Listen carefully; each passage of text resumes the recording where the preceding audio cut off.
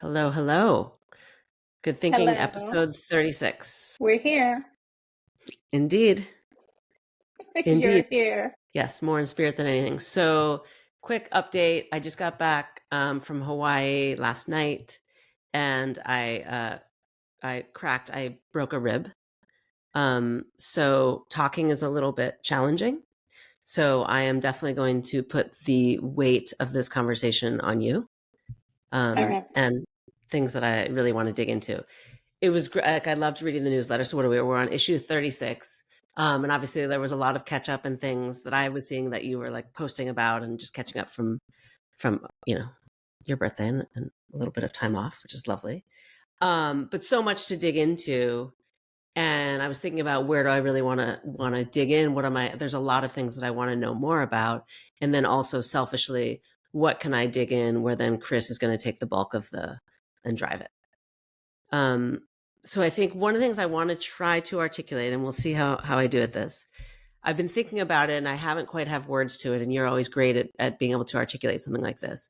So I feel like we've been talking about kind of this less produced marketing stance, right? We talked a while ago about like things not being edited anymore. Our podcast certainly isn't edited and kind of along those lines. And like there's kind of it's not DIY, but it's kind of a less slick things happening, right? I feel like Yeah.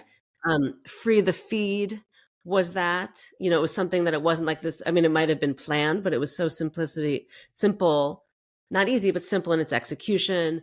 Kamala's social team, like just moving and making things happen. Even the Pizza Hut idea, like the resumes were obviously had to be thought out and pre-produced, but it was so simple in the format. The J. Crew catalog, pop-ups coming back. I just feel like even the Google Doc for traveling, like there's this kind of theme happening across the board that feels like, and I can't quite put words to it, but it's less produced. It's not DIY, but it's kind of going back to kind of the soul of things. Yeah, it's funny because we talk a lot about pendulum swings, right? Mm-hmm. And so to me, this is the less is more pendulum to the more is more, which I think is like what we're seeing in branding, right? So like in Mm-hmm. branding, more is more. Like it's more rich, it's more produced even. Like there's TV shows and there's Mm-hmm. movies and there's like, there's like the branding, like everything is very like over the top at the moment, like the opposite to like our blanding era. But I think like this less is more thing is happening because I think so many people are just sick of like the facade of Yeah. like the whole marketing thing. Like it's just like nobody is looking for that. And I think I would say like this is also coming from like Gen A, Gen Alpha, Gen Z. This is the trickling up of that. Like that has been Mm-hmm. going on with them. Like the less like kind of you try, the better. Yep. And I think it's like we're sick of seeing brands try so hard. And I think like, but to that effect, like it's not trying hard. Like people still want you to put in effort and like intention behind it, but it's less like the putting on the crazy makeup on top of Yeah. everything. That makes sense. Exactly. Yeah, totally. It's like this the whole kind of people getting ready and on TikTok. Like you want to kind of be a part of that and less feel like you're less marketed to. Like you want brands to be more honest and deliver things that you connect to versus like a big song and dance, a big dog and pony show, if you will. Totally. And I think like, I mean, this will be in the newsletter this week, but like though I don't know if you've been under a rock, then forgive me, but like Nutter Butters, is that what they call them? I didn't grow Mm-hmm. up in the States, so those cookies are just like they are not on my radar. But Nutter Butters' social account on TikTok is like really taking off and it's been taking off for a year. Rachel Carton did a really great deep dive that I'll link to on the next podcast, next newsletter. But like they have like this inside baseball theme going on for the whole last year, where they have like this super fan Aiden, who's like real person who now actually works on their social team. So it's like incredible. Amazing. The story is really worth reading. but like they've been doing these like unhinged, weird, like, and they're not like unthought through, right? But they're weird and they feel less produced, but they also are taking like time to produce them. Like, and I think that there is this kind of balance where this is what I mean by like, it's not about not trying, it's about trying to only do the things that really matter in what you're doing. So there's like a lot more intention to it. So this Nutter Butter thing, like this Aiden story has been unfolding for a year. They didn't go viral for a long time. They committed to the bit, right?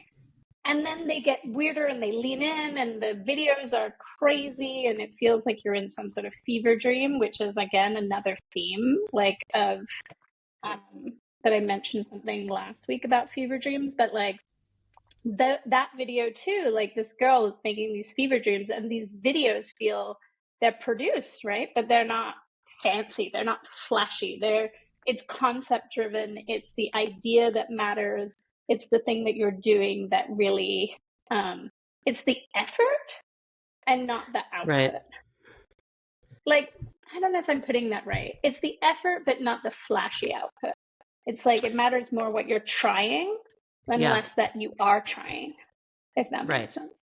Totally. So if we're, it totally makes sense. So if we're to identify this for a brand, right, what are the 3 things or the 5 things to really do? Because I think it's really about, like, again, the Pizza Hut example is exactly that. Like it might take a minute to produce and it is the thoughtfulness about it. But what you're putting out isn't flashy. It's not DIY, it's thoughtful, but it's not kind of really slick. Yeah. I mean, that example that I gave of the people like strapping the babies to the statues all over London. I don't know if anyone clicks on my links because I don't include photos so that you guys actually do go and look. But for well, context, you give a quick overview, Yeah, for context, in the UK, there was this big social campaign about paid leave. And so the team that did this guerrilla takeover, and obviously guerrilla campaigns have been around like for, history.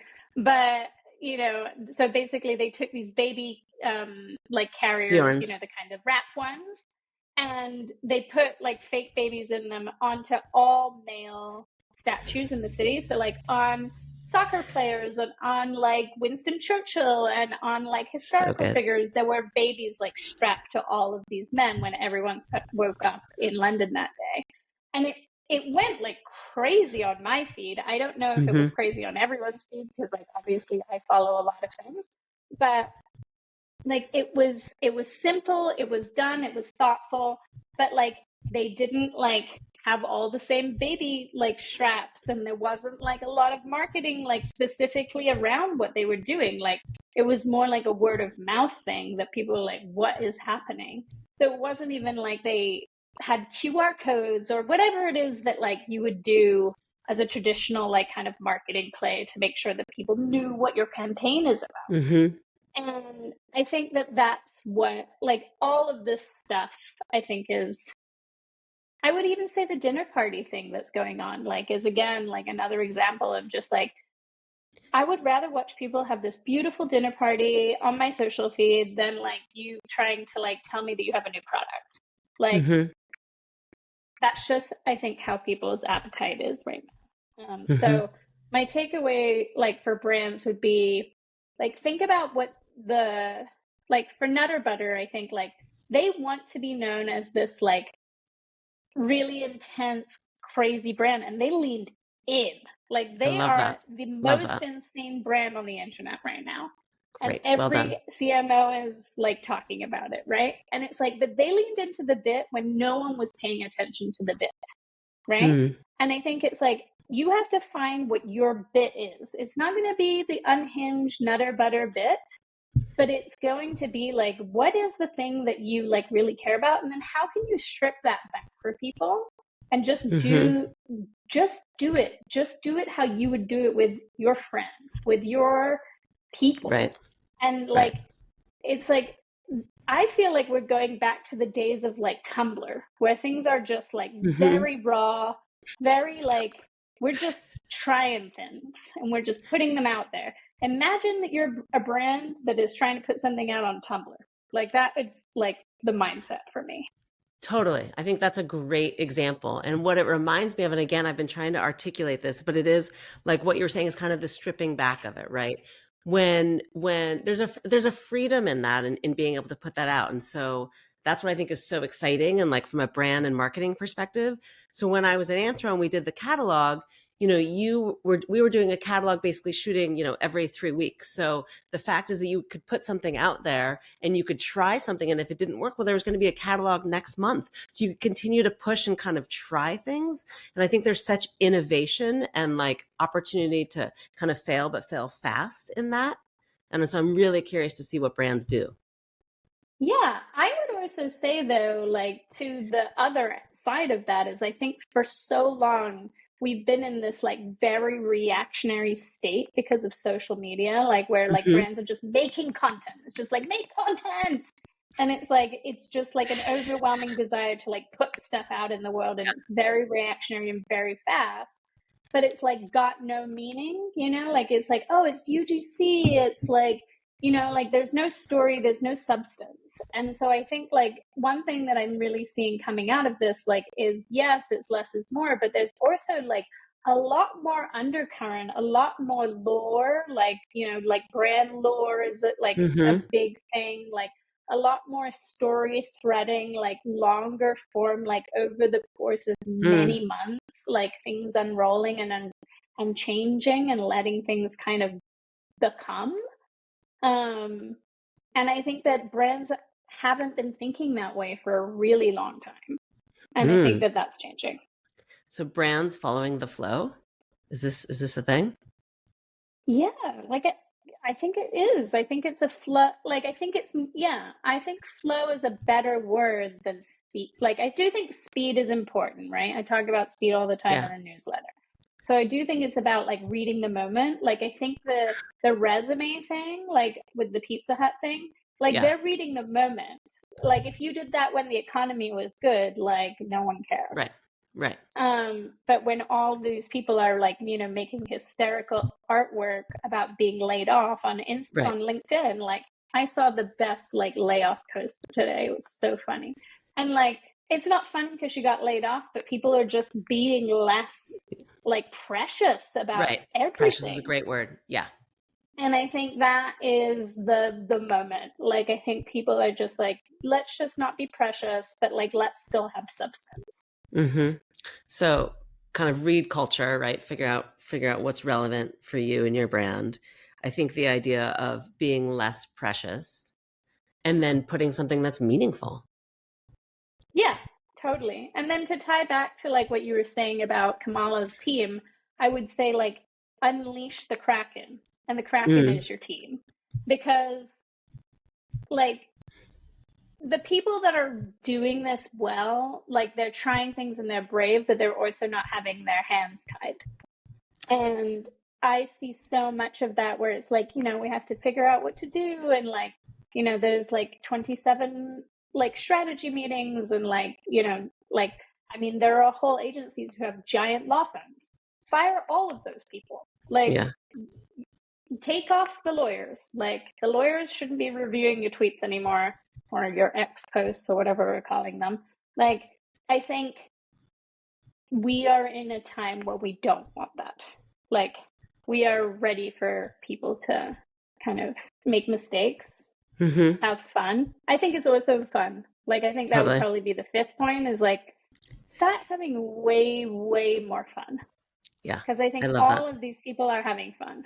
Like, they're seeing opportunities and they're saying yes. And like, their inside jokes are great. Like, I mean, obviously everyone's taking a page out of Taylor's book, and like, every single moment where you feel like you're on the inside of an inside joke or an inside like insider like thing that no one else knows about if you're not a super fan is also great. Mm-hmm. Mm-hmm. I love that. I love that. Yeah. And seeing something like Kamala's team for me is so inspiring. And like, you can see it leads to greatness. Like empower your people, give them some direction, and they know better than anybody. Like let them do their thing. And you see just like what fun and how Yeah. cool and how much people are really vibing with it. Yeah, people are really vibing with the energy. And like, you know, there are some checks and balances and there are guidelines, but it's not a team of lawyers driving that Right. guideline. Or a 17 approval process, like, Yeah. which I think Yeah. helps. As one person approving things. Yeah. Amazing. And I it has love a it. 5-minute rule. So use the 5-minute rule if you need something to aspire to. I love that. All right. This was fun. I hope you Yeah. feel better. Thank you.